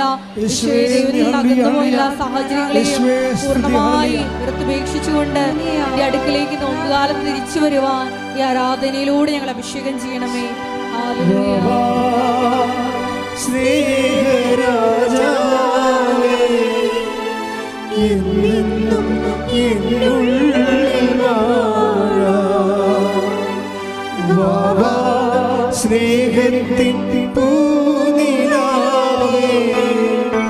എന്നുള്ളിൽ വെൺശോഭയാ. കടപ്പുറത്ത് ഒത്തിരി കത്തോലിക്കർക്ക് പണി കിട്ടിയിട്ടുണ്ട്. എങ്ങനെയാണെന്നറിയാമോ? ഞാൻ ഈ അടുത്ത ഇടവേള പേരൊന്നും പറയത്തില്ല, അവർ വണ്ടി പിടിച്ചോടെ തന്നെ തല്ലിച്ചും പോകും. അതെന്താ പ്രശ്നമെന്ന് വെച്ചാൽ, ഞാൻ രണ്ടാമത്തെ കുർബാനയാണ് ചെല്ലിയത് ആ പള്ളി ഇരിക്കുമ്പോൾ. അപ്പോൾ രണ്ടാമത്തെ കുർബാന ചെല്ലിക്കൊണ്ടിരിക്കുന്ന സമയത്ത് അപ്പോൾ ഒരു 10-11 മണിയാവും പിള്ളേരുടെ കുർബാനയാണ്. അപ്പോൾ ചില ആൾക്കാർ പേരൊക്കെ ഇരിക്കുമ്പോഴും അയാളുടെ മുഖം വരെ ഉണ്ട്. ഇന്നാളെ മരിച്ചു പോയ കക്ഷി. അപ്പം അയാൾ വന്ന് പള്ളിയുടെ വാതിക്കെ എന്ന് വെച്ച് അകത്ത് നിൽക്കുന്നവരെ കാണിച്ചത് ഇങ്ങനെ കാണിക്കും. ഇതിങ്ങനെ എൻ്റെ അർത്ഥം എന്താ അറിയാവാ? ചെമ്മീൻ കടലിൽ വന്നിട്ടുണ്ടെന്നാണ്. അപ്പം തന്നെ ഇവർ മുടും കൊട്ടിക്കൊണ്ട് ഒറ്റ ഓട്ട ഓടും പള്ളിയുടെ അകത്തിരുന്ന പാർട്ടിയെ. ഇപ്പം ആ കാലം മാറി. ഇപ്പം വിശ്വാസത്തിലാണ് ആൾക്കാർ ജീവിക്കണത്. ഞാൻ 10 കൊല്ലം കടലിൽ ജോലി ചെയ്തത് ഈ ഒരു കാര്യം കാരണമാണ്. ജനങ്ങൾ പെരുന്നാളും പടയനെയും കാണിച്ച് പള്ളിയിൽ കൂടുമെങ്കിലും അവരുടെ ജീവിതത്തിൽ ദൈവത്തെ മറന്നവർ ജീവിക്കാം. ഇത് അവർ മാത്രമല്ല, കേരളത്തിൽ പരക്കെ ഉള്ള ഒരു പ്രശ്നമാണത്. ഇപ്പം എന്താ സംഭവിക്കാൻ? ആരെങ്കിലും ചിലർ പറയും, അപ്പം ഞാൻ പറഞ്ഞിടാ നിന്നെ ഞായറാഴ്ച കുർബാന കണ്ടില്ലല്ലോ. അപ്പോൾ അവർ പറയും, അച്ഛാ അരേമാർക്ക് ഭയങ്കര കോരാരെന്ന് പറയും. അരേമാരെന്ന് അരേ സമുദായത്തിൽപ്പെട്ട സംഘം, അവർക്ക് ഞായറാഴ്ച ഇല്ലല്ലോ. അപ്പം അവർ കോരി മീനും കൊണ്ട് വരുമ്പോൾ അവർക്ക് നല്ല വില കിട്ടും. അപ്പോൾ ഇവനത് കണ്ടിട്ട് അടുത്ത ഞായറാഴ്ച ഇവനും തള്ളിപ്പോകും കുർബാനക്ക് കൂടാതെ. അപ്പോൾ ഈ പ്രലോഭനം എന്ന വഴികൾ കണ്ടില്ലേ? അപ്പോഴേ ഏതെങ്കിലും ഞായറാഴ്ച ആചരിക്കാൻ ബാധ്യസ്ഥമില്ലാത്ത ആൾക്കാർ അവർ കാണിക്കുന്ന കാട്ടായങ്ങളുടെ കൂടെ നമ്മൾ ദൈവത്തെ മറന്നുകൊണ്ട് അതേ ചാവിൽ തന്നെ ഞായറാഴ്ച ആചരിക്കാൻ ബാധ്യതയുള്ള നമ്മളും കൂടി ചെല്ലുമ്പോഴേ ഇങ്ങനെ കുറച്ച് ജീവൻ പോയി നമ്മളിപ്പോൾ ആൽവിനെപ്പോലെയാവും. മുറി അടച്ചിട്ട് സൈക്കോളജിസ്റ്റിനെ കാണേണ്ട അവസ്ഥയാവും. അങ്ങനെയാണ് ആൾക്കാർ ദൈവിക ജീവൻ എന്നാണ് പറയണത്. അത് നഷ്ടപ്പെടുത്തുന്നത് ഇങ്ങനെയാണ്. ദൈവത്തിൻ്റെ വചനങ്ങൾ അറിഞ്ഞിട്ടും ചെയ്യാതെ അങ്ങനെ ഒരു വചനമുണ്ട്. Take the word of God. ശ്രുതികട. ഹല്ലേലൂയ, ഹല്ലേലൂയ, ഹല്ലേലൂയ. യേശുവേ നന്ദി. ഹല്ലേലൂയ. 78-ാം സങ്കീർത്തനം 10-ാം തിരുവചനം. സങ്കീർത്തനം 78:10. അവർ ദൈവത്തിന്റെ ഉടമ്പടിയെ ആദരിച്ചില്ല. പ്രൈസ് ദ ലോർഡ് എന്ന് പറഞ്ഞ അവർ ദൈവത്തിന്റെ ഉടമ്പടിയെ ആദരിച്ചില്ല. പ്രശ്നം ഇവിടെ ഉടമ്പടി എടുത്താലും ചില ആൾക്കാർ എന്ത് ചെയ്യും? ഞാനിവിടെ ഇന്നലെയൊക്കെയാണ് 990 ഉടമ്പടിയൊക്കെ നടന്നത്. ഇന്നലെ 900 ഉടമ്പടി നടന്നു ഇന്നലെ. അപ്പോൾ ഇതെല്ലാം ഞാൻ ഇവിടെ കാണുന്നുണ്ട്. ആൾക്കാരിങ്ങനെ ഉത്സവത്തിന് വന്ന പോലെ വെട്ടിയാർത്ത് കയറി ഉടമ്പടിയൊക്കെ ചെയ്തിട്ട് പോകുന്നുണ്ട്. അപ്പോൾ ഞാനൊരു ദൈവമേ, അതായത് ചിലർ മാത്രം അതിൻ്റെ അകത്ത് പ്രാർത്ഥിച്ച് അവർ ചെയ്യുന്ന കാര്യങ്ങളെക്കുറിച്ച് വളരെ ആലോചന ചെയ്ത് ദൈവത്തോടൊരു ബൈലാറ്ററൽ എഗ്രിമെൻ്റ് ആണെന്നുള്ള ബോധ്യത്തിൽ നിശബ്ദതയിൽ ആന്തരിക ആധ്യാത്മിക ചൈതന്യത്തോടുകൂടി ചെയ്യും. ചിലർ അങ്ങനെ ഈ ഒന്നിൻ്റെ കൂടെ ഇങ്ങനെ പോരുമല്ലോ. ഇപ്പം ഞാൻ സെമിനാരി പഠിക്കുന്ന കാലത്ത് എൻ്റെ ഒരു ഹോബിയായിരുന്നു നല്ല ജൂൺ ജൂലൈ മാസത്തിൽ ഭയങ്കര മൺസൂൺ കാലവർഷമില്ലേ. അപ്പോൾ ഫ്രീ ടൈം കിട്ടുമ്പോൾ ഞാൻ ആലുവ ഞങ്ങളുടെ കുന്നിൻ്റെ താഴെ പോയി നിൽക്കും. പെരിയാർ അരിയിൽ കൂടി ഒഴുകുകയാണ്. അപ്പോൾ ഈ വലിയ മരങ്ങളൊക്കെ ഇങ്ങനെ ഒഴുകിപ്പോവും. ഒഴുക്കിൻ്റെ കൂടെ വലിയ മരങ്ങൾ, പല സാധനങ്ങൾ ഒഴുകിപ്പോ, വീട്ടുപകരണങ്ങളൊക്കെ ഒഴുകിപ്പോണത് കാണാം. മരിച്ച മനുഷ്യർ ഒഴുകിപ്പോൾ ഞാൻ കണ്ടിട്ടുണ്ട് പെരിയാറ്റിൽ കൂടി. ആരും കാണാതെ ഒഴുകിപ്പോവും. വള്ളക്കാരിങ്ങനെ കാണുന്നതിനെ കൂവും. അവർ തുഴഞ്ഞ് കുത്തിക്കൊണ്ടുപോയ വള്ളക്കാർ ഈ ശവം കമന്ന് കിടന്ന് ഒഴുകണ കണ്ട കൂവും. പക്ഷേ ഇങ്ങനെ കൂവാൻ പോലും ആരുമില്ലാത്ത കുറേ ക്രിസ്ത്യാനികൾ ശവങ്ങളായി കമന്ന് കിടന്ന് ഒഴുകുന്ന കാഴ്ചയാണ് നമ്മൾ ഈ കാലത്ത് കാണുന്നത്. എന്താ കാണുന്നതെന്ന് വെച്ച് കഴിഞ്ഞാൽ, ആരെങ്കിലും എന്തെങ്കിലും തിന്മകൾ ചെയ്താൽ ആ തിന്മകളെ അനുകരിച്ചുകൊണ്ട് അവരുടെ ഒഴുക്കിനൊത്ത് അങ്ങ് ഒഴുകിപ്പോകും. ഇപ്പം മറ്റുള്ളവർ ഞായറാഴ്ച ആചരിക്കണില്ല, അപ്പം ഞാനും അതുപോലെ തന്നെ ഞായറാഴ്ച ആചരിക്കാതെ ഞാനും അങ്ങനെ ജീവിച്ച് കഴിയുമ്പോൾ എന്ത് പറ്റും? ദൈവിക ജീവൻ കുറഞ്ഞ് അവസാനം ആൽബിനെ പോലെ മുറിയടച്ചിട്ട് 6 കൊല്ലമല്ലേ ദൈവത്തെ മറന്ന് ജീവിച്ചത്. പക്ഷേ അമ്മയാണ് ഒരു പിടിവള്ളി എന്ന് പറയുന്നത്. പണ്ട് അമ്മയുമായിട്ട് അവനൊരു റിലേഷൻ ഉണ്ടായി, അമ്മ അത് മറന്നിട്ടില്ല. ഇത് വല്ലാത്തൊരു സംഭവമായിപ്പോയി. ഞാൻ ആ സാക്ഷി എടുക്കാൻ കാര്യം അതാണ്. ആ ഒരൊറ്റ അക്കൗണ്ടിൽ മാത്രം, പഴയ ഒരു സേവിങ് അക്കൗണ്ടിൽ കുറച്ച് തുക കിടപ്പുണ്ട് അമ്മയുടെ പേരിൽ. അമ്മ അത് സൂക്ഷിച്ചിട്ട് ഇവൻ മരിക്കാൻ അനുവദിക്കാതെ ഇവനെ രക്ഷിക്കാൻ പോയി എണിഞ്ഞി. അതാണ് അമ്മയെന്ന് പറയണത്. ചില പിതാക്കന്മാർ ഞങ്ങളുടെ പിതാവിനെ വിളിച്ച് ചോദിക്കും, what is happening in Kripasanam? The promoting Mary as a god, isn't it? You are not seeing it എന്നൊക്കെ ചോദിക്കും. എന്ന് വെച്ച് കഴിഞ്ഞാൽ ഇവിടെ മാതാവിനെ ദൈവമായിട്ട് ആരാധിക്കണമെന്ന് ആരാണ്ടൊക്കെ ചെന്ന് പറഞ്ഞിട്ട് വിളിച്ച് ചോദിച്ചുകൊണ്ടിരിക്കുകയാണ്.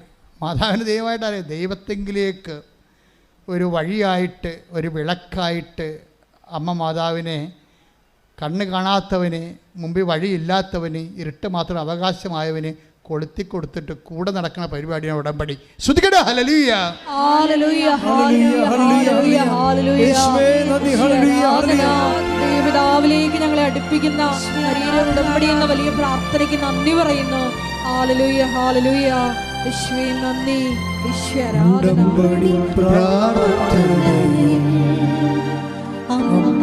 ഉടനടി പരിഹാരമേകും ഉടമ്പടി പ്രാർത്ഥനയിൽ അമ്മ ഉടനടി പരിഹാരമേകും അവൻ പറയുന്നത് ചെയ്തിടും ജീവിതം ധന്യമായി. പരിശുദ്ധ പരമദിവ്യകാരുണ്യത്തിന്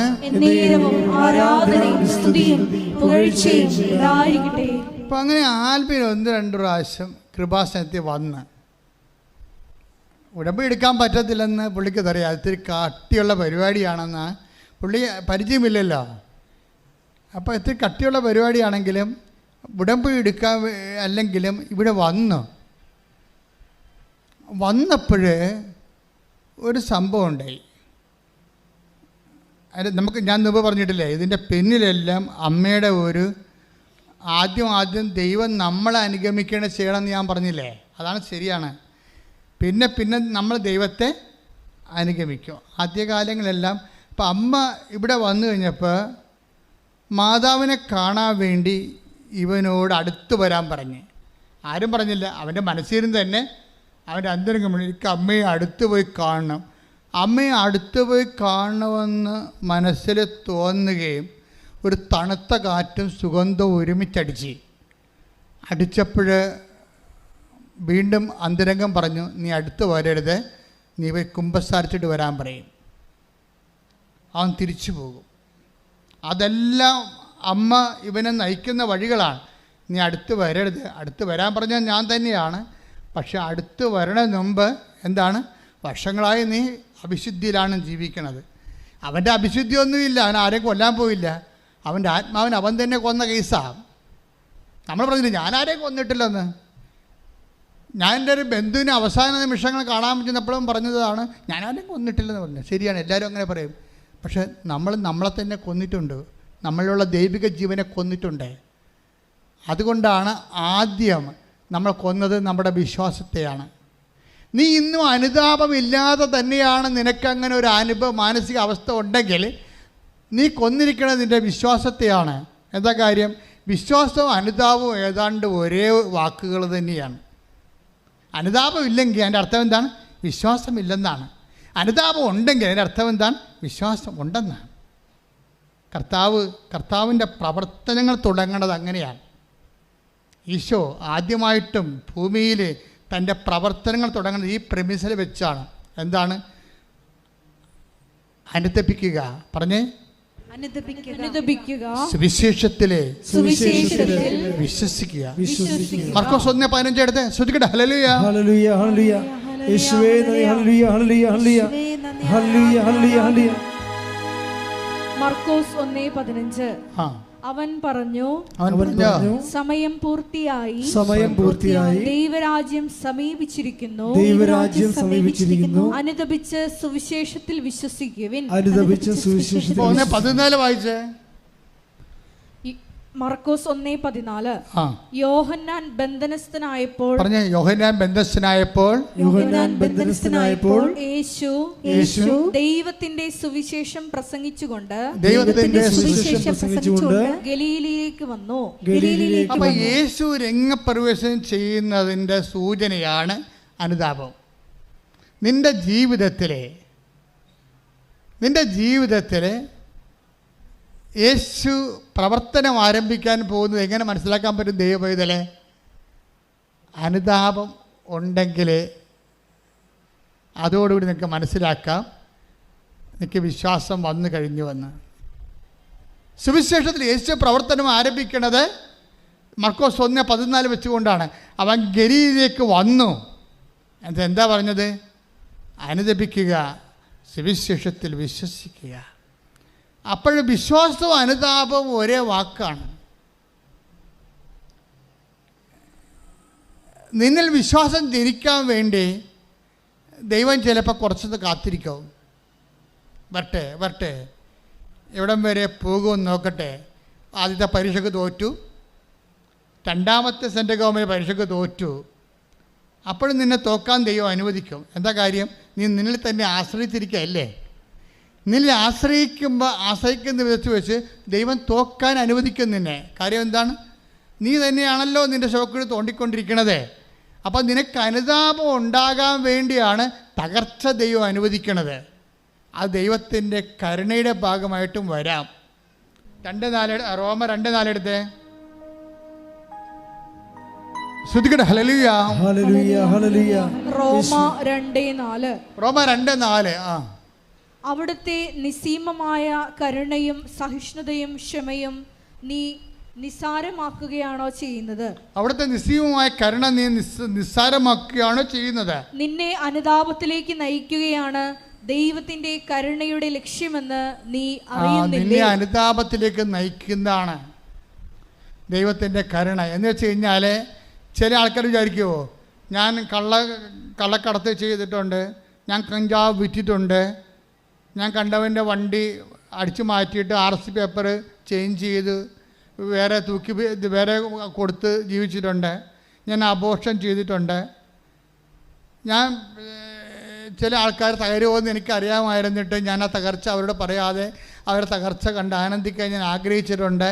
ഇങ്ങനെയൊക്കെ പറയുമ്പോൾ ഇങ്ങനെയൊക്കെ നിനക്ക് പറയാം.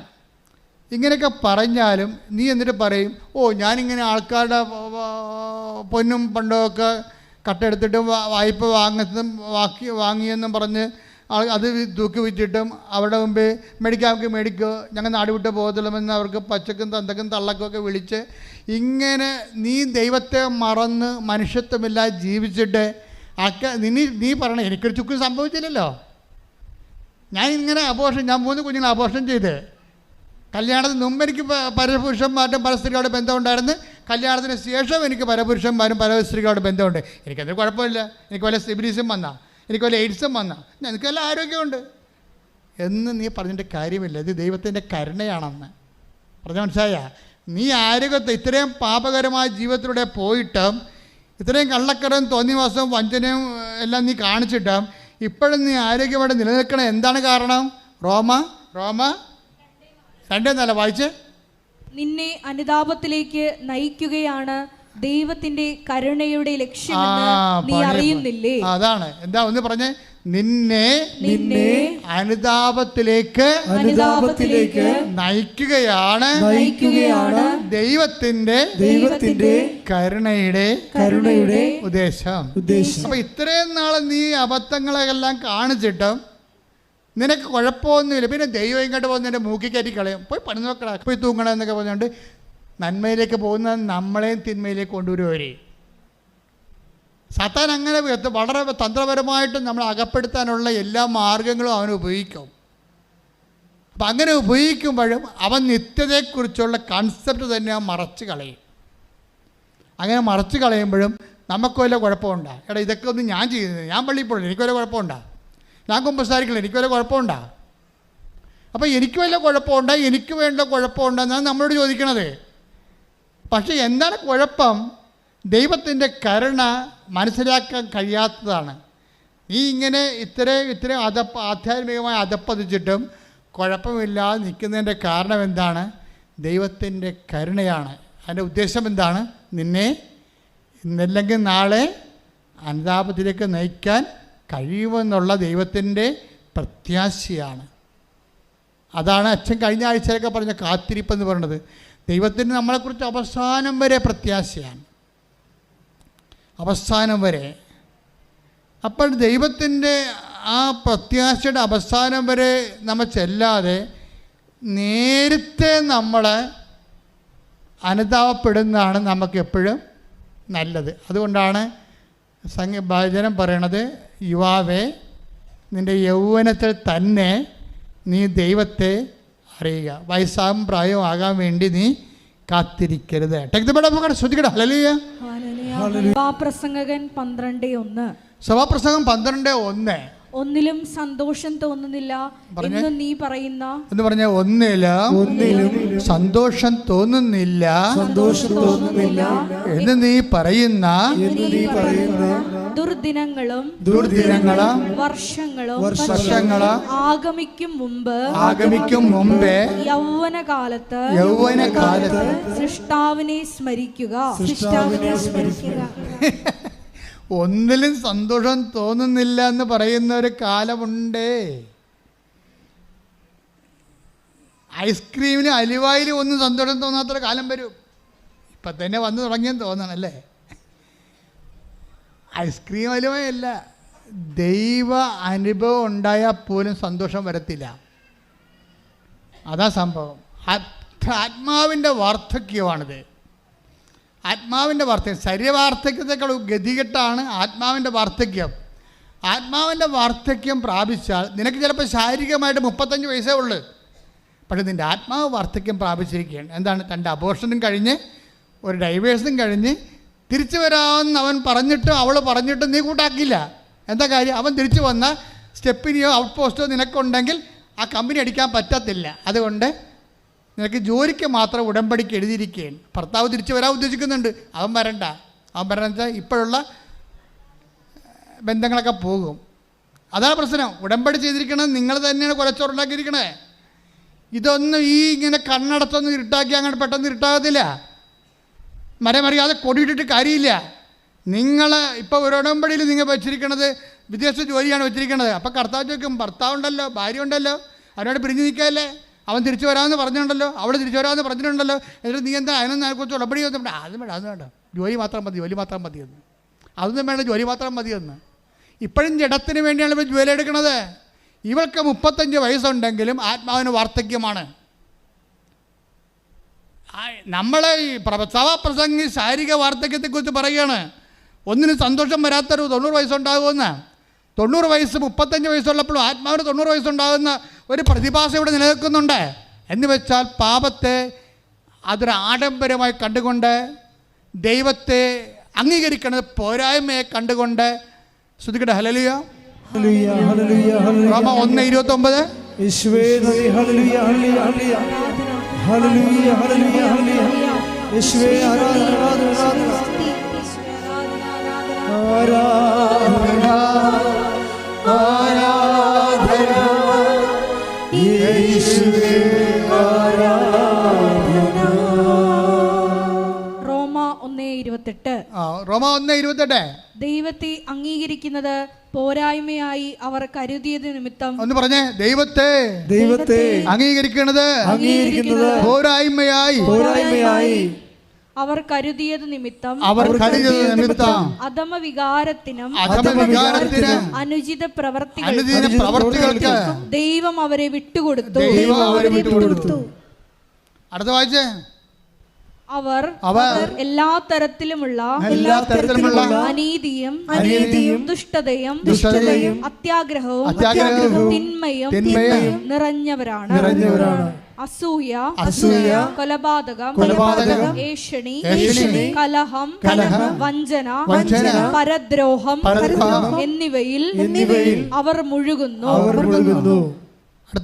അവർ പരദൂഷകരും ദൈവനിന്ദകരും ധിക്കാരികളും ഗർവിഷ്ഠരും പൊങ്ങച്ചക്കാരും തിന്മകൾ ആസൂത്രണം ചെയ്യുന്നവരും മാതാപിതാക്കളെ അനുസരിക്കാത്തവരും ബുദ്ധിഹീനരും അവിശ്വസ്തരും ഹൃദയശൂന്യരും കരുണയില്ലാത്തവരും ആയിത്തീർന്നു. ഇത്തരം കൃത്യങ്ങൾ ചെയ്യുന്നവർ മരണാർഹരാണ് എന്ന ദൈവകൽപ്പന അറിഞ്ഞിരുന്നിട്ടും അവർ അവ ചെയ്യുന്നു. മാത്രമല്ല അങ്ങനെ ചെയ്യുന്നവരെ അംഗീകരിക്കുകയും ചെയ്യുന്നു. അങ്ങനെ ചെയ്യുന്നവരെ നിങ്ങൾ ചെയ്യുക മാത്രമല്ല, അത് ചെയ്യാതിരിക്കുക മാത്രമല്ല, അങ്ങനെ ചെയ്യുന്നവരെ അംഗീകരിക്കുകയും ചെയ്യുന്നു. കർത്താവ് പറഞ്ഞ വാക്ക്, ആകാശം മാറിപ്പോകും. കാലങ്ങൾ, ആകാശം എന്ന് പറയുന്നത് ടൈമാണ്. Time is the measurement of movements. ചലനങ്ങളുടെ ആകത്തുകയും ഏകകവുമാണ് സമയം. ആകാശം അത് മാറിപ്പോകും. സമയം മാറാം, കാലങ്ങൾ മാറാം. ബൈബിൾ എഴുതിയ കാലത്തല്ല ഇപ്പം നമ്മൾ ജീവിക്കണമെന്ന് പറഞ്ഞുകൊണ്ടാണ് ഈ അണ്ണന്മാർ ഈ സ്വർഗ്ഗ ഭോഗികൾ ആശ്രമിച്ചിരിക്കുന്നത്. ബൈബിളിൻ്റെ കാലമല്ല ഇത് വേറെ കാലമാണ് എന്ന് പറഞ്ഞുകൊണ്ടാണ് തിന്മയ്ക്ക് ആശീർവാദം കൊടുത്തിരിക്കുന്നത്. അങ്ങനെ അംഗീകരിക്കുന്നവരെ കുറിച്ചാണ് പറയണത്. അവർ ചെയ്യത്തില്ല, പക്ഷെ അങ്ങനെ ചെയ്യുന്നവരെ അംഗീകരിക്കുന്നു. അത് നിങ്ങളുടെ വിഷയത്തിൽ നിങ്ങളെ പകുതി മനുഷ്യർ, ഞാൻ ഈ ആൾക്കാരെ നിൽക്കുമ്പോൾ എനിക്ക് മനസ്സിലായൊരു സത്യം, പാപം ഡയറക്റ്റ് ചെയ്യുന്നവരെക്കാൾ പാപികളായുടെ എണ്ണം കൂടിയിരിക്കുന്നത് അംഗീകരിക്കുന്ന ആൾക്കാരിലാണ്. അവിടെ തിന്മ അംഗീകരിക്കുന്നു. ഇപ്പോൾ അബോർഷൻ ചെയ്യാൻ വേണ്ടി ഒരു ആവശ്യമില്ല. അബോർഷൻ ചെയ്യാൻ വേണ്ടി ആശുപത്രി കൂട്ടിക്കൊണ്ടു പോകുന്ന ആൻറ്റിമാരില്ലേ, അവിടെ കാര്യത്തിൽ തീരുമാനമായിട്ടുണ്ട്. നീ അവളുടെ നല്ല പിള്ള ചമയാൻ വേണ്ടിയാണ് നീ ആ പണി കാണിക്കണത്. ദൈവത്തെ മറന്ന് അവൾക്കും നിനക്കും പണി വരുന്നുണ്ട് അവറാച്ച. എന്താ കാര്യം? ആകാശവും ഭൂമിയും മാറിയാലും ഞാൻ നിങ്ങളോട് പറഞ്ഞ വാക്കിന് മാറ്റമില്ല. കർത്താവിൻ്റെ വാക്കിന് മാറ്റമില്ല. സഭയുടെ വിശുദ്ധി നിലനിൽക്കുന്നത് പാരമ്പര്യത്തെക്കാളുപരി കർത്താവിൻ്റെ വചനത്തിലാണ്. ഈ വചനത്തെ വളച്ചൊടിക്കുമെന്ന് ഓരോരോ കാലഘട്ടത്തിന് പറ്റുന്ന രീതിയിൽ പൊക്കിയും താത്തിയും കെട്ടുമെന്നൊക്കെ കർത്താവിനറിയാം. അതുകൊണ്ടാണ് കർത്താവ് സെസ് ഏർപ്പെടുത്തിയിരിക്കുന്നത്. എന്താണ്? 21:34 എന്താ വായിച്ചേ? മത്തായി 24:35. ആകാശവും ഭൂമിയും കടന്നു പോകും, എന്നാൽ ആകാശവും ഭൂമിയും കടന്നു പോകും, എന്നാൽ എന്റെ വചനങ്ങൾ കടന്നു പോവുകയില്ല. അപ്പൊ കർത്താവിന്റെ വാക്കിന് മാറ്റം ഉണ്ടാകത്തില്ല എന്നർത്ഥം. എൻ്റെ മക്കളെ, നമ്മുടെ വിശുദ്ധി എന്ന് പറയുന്നത് എന്താണ്? നമ്മുടെ വിശുദ്ധി എന്ന് പറയുന്നത് ഒരു അനുഷ്ഠാനക്രമം എന്നതിനേക്കാൾ ഉപരി വചനത്തോടുള്ള നമ്മളെ റെസ്പോൺസീവ് റിയാക്ഷനാണ് നമ്മുടെ വിശുദ്ധിയുടെ ആസ്പദങ്ങളെന്ന് പറയുന്നത്. അതാ കർത്താവ് പറഞ്ഞത്, ഞാൻ നിങ്ങളോട് പറഞ്ഞിട്ടുള്ള വചനം നിമിത്തം നിങ്ങളോട് പറഞ്ഞിട്ടുള്ള വചനം നിമിത്തം നിങ്ങൾ വിശുദ്ധിയുള്ളവരായിരിക്കുന്നു. നമ്മൾ വിശുദ്ധീകരിക്കുന്ന അടിസ്ഥാന ഘടകം എന്താണ്? കർത്താവിൻ്റെ വചനമാണ്. അപ്പോൾ ആരെല്ലാം എങ്ങനെ വ്യാഖ്യാനിച്ചാലും ദൈവത്തിൻ്റെ വചനത്തിൽ എന്താണ് എഴുതിയിരിക്കുന്നത് അതാണ് നിൻ്റെ ആത്മാവിനെ അടിസ്ഥാനപ്പെടുത്തി അവസാനത്തെ ക്വസ്റ്റ്യനെയർ തയ്യാറാക്കിയിരിക്കുന്നത്. ഞാൻ രോഗിയായിരുന്നു, നിങ്ങളെന്നെ സന്ദർശിക്കുമെന്ന് പറഞ്ഞാൽ ആ രോഗിക്ക് രോഗി എന്നുള്ള അർത്ഥം മാത്രമേ ഉള്ളൂ. അത് വെച്ച് തന്നെയാണ് അന്ത്യവിധി വരാൻ പോണത്. ആ വചനം വെച്ച് തന്നെയാണ് അന്ത്യവിധി വരണത്. ഉടമ്പടി എന്തുകൊണ്ടാണ് ഇത്രയും നിന്ന് ജ്വലിക്കണത്? ഉടമ്പടി എന്താണ് എടുക്കുന്നവർ അവരുടെ ജീവിതം വീണ്ടെടുക്കണത്? അത് കർത്താവിൻ്റെ വചനത്തെ അടിസ്ഥാനപ്പെടുത്തിക്കൊണ്ട് കർത്താവിൻ്റെ വചനത്തിന് അനുപേക്ഷണീയമായിട്ട് ജീവിതം പുനഃക്രമീകരിച്ചുകൊണ്ട് വിശുദ്ധിയുടെ വസ്ത്രങ്ങൾ അണിഞ്ഞ് കുഞ്ഞാടിൻ്റെ രക്തത്തിൽ തങ്ങളുടെ വസ്ത്രം കഴുകി വെളുപ്പിച്ച സഹനങ്ങളിലൂടെ കടന്നു പോന്നുകൊണ്ട് ക്രിസ്തുവിൻ്റെ നാമത്തിൽ സഹനം ഏറ്റെടുത്തുകൊണ്ട് സുവിശേഷത്തിൻ്റെ സാക്ഷ്യമായിക്കൊണ്ട് വിശുദ്ധന്മാരുടെ ഗണത്തിലേക്ക് ജനങ്ങൾ ഇങ്ങനെ അനുദിനം കൂടിക്കൂടി വരുന്ന കാഴ്ചയാണ് ഉടമ്പടി ജീവിത സാക്ഷ്യങ്ങളിലൂടെ കാണുന്നത്. കൈയടിച്ച് കർത്താവേ ഹല്ലേലൂയ ഹല്ലേലൂയ ഹല്ലേലൂയ യേശുവേ